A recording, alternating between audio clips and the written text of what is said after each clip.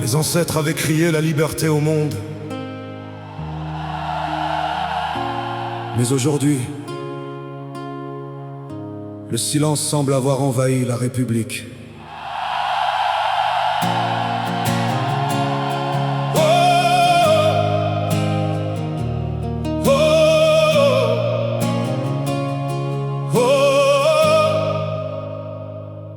Dessalines rêvait d'un peuple impossible,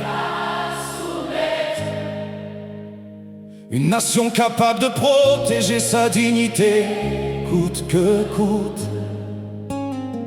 Mais les ancêtres savaient déjà qu'un pays peut tomber lentement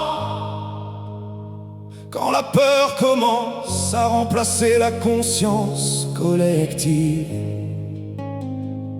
Aujourd'hui, beaucoup baissent les yeux devant l'inacceptable, comme si survivre était devenu plus important que défendre la nation.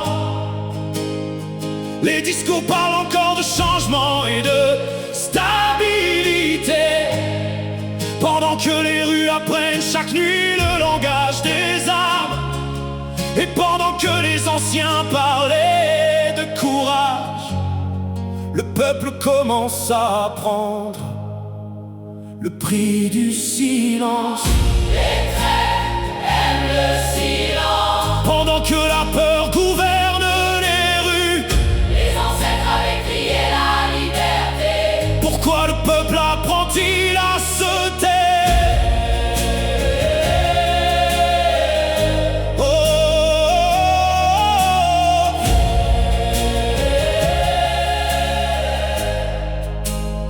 Les groupes armés imposent maintenant leurs propres règles, comme si certaines rues appartenaient désormais à la peur.